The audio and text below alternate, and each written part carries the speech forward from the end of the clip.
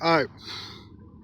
So the reason for this video is to show and prove that you should do your due diligence and your research. All right, because the point and the purpose of this video is to show you that ducks. Now, see where it said ducks and geese? Ducks and geese are not kosher birds. All right, meaning they are not clean birds to eat. Okay, and I'm about to prove that to you. All right, let's read it. It said the AI overview. All right, so I don't know who in charge of these AI deals, but we're about to find a discrepancy. It says in Jewish dietary law, castrate.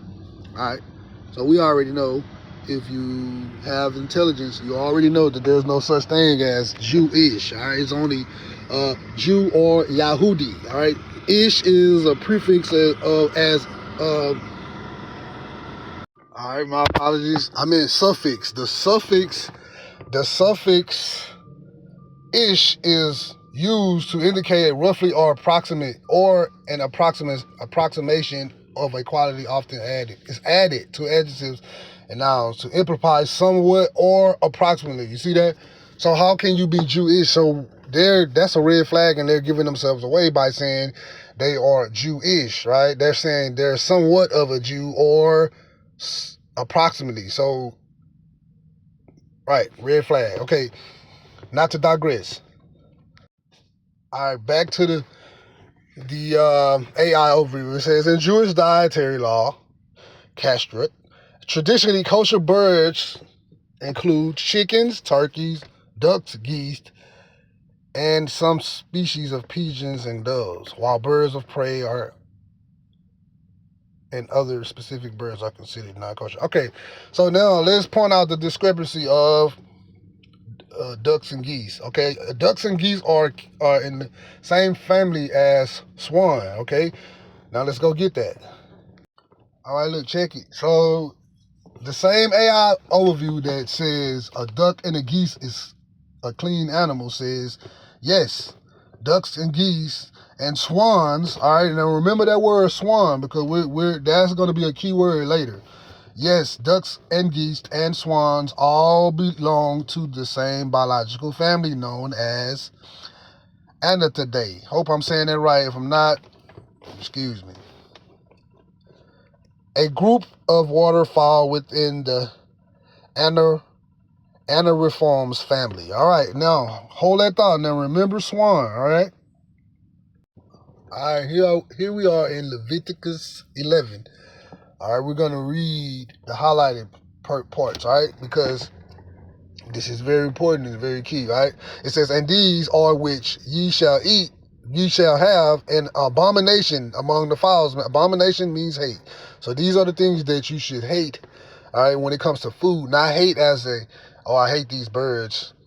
No, you should hate them in a dietary sense, all right, like to consume. It says, they shall not be eaten. They are an abomination. The eagle and the offspring and the offspray. All right, let's drop down to the other highlighted part. And there it is, folks. Swan and the pelican and the greer and the eagle and the stork and the heron after his kind and the lapin and the bat. All right, now, this is why it is written after his kind, because you got the smart addicts and the people that's, you know, that's want to tempt and you know, make fun of, or not just make fun of it. You have people that's, oh well, he said we can't eat this, but what about this and that? That's why he said after his kind. All right, so a duck and a swan and a geese are in the same family. So that would be after his kind, all right, for the smart addicts, okay? Now, all right, now, so we're going to look at a couple of more other versions, because in the newer, what you'll find out is in the newer versions, they remove swan, all right? Why is that? That's deception, people. The older versions have swan, but the newer versions don't. All right, I wonder what that's about. All right, so the KJV was translated from, I believe, the Septuagint. All right, I could be wrong, but that's my knowledge of it so far. Now we go check out some more older versions and watch this. All right, now check this out. It says look at this version right here, 1752 at the top, at the very top. This one right here. All right, it says the Doe Reams Colonial Revision, 1752. Now let's click on it and see what it say. And we still see, we're in Leviticus 11. We're going to drop down to verse 18. And the swan, and the bittern, and the porphyrian, all right? So I don't know what kind of bird that is, but we know that this is an older translation, right? And older translations come from other older translations, okay? And there we have swan right there in our face. So let's look at another older version. All right, so we have the young at the very top up here. We have at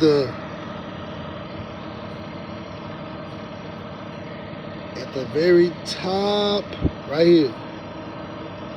We have the Young's literal translation, 1898. That's another older version.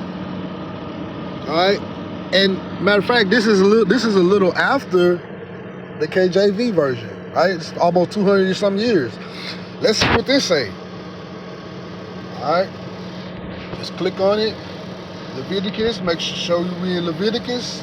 All right, it's highlighted. Verse 11. And the swan, and the pelican, and the gear eagle. All right, so there you have it, folks. The swan is in the same family with the goose and the duck. All right, and let's prove it. All right. Yes, ducks, geese, and swan all belong to the same biological family.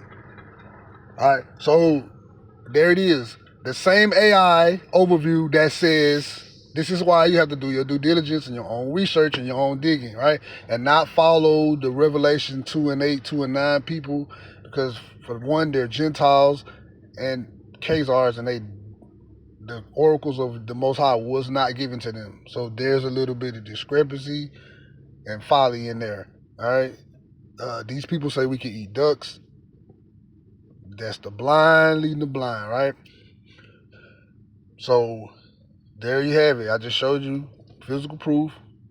The same AI overview that said we can eat ducks is the same AI overview, right, that says ducks are clean to eat. And I just went to the source is the Bible is your source. I went to the same, the scripture says, all right, as long as you follow scripture, you stay grounded to scripture, you could not be deceived, all right? Study to show thyself approved. There you have it. Ducks, geese, and swan are unclean birds to eat. I'm out. Shalom.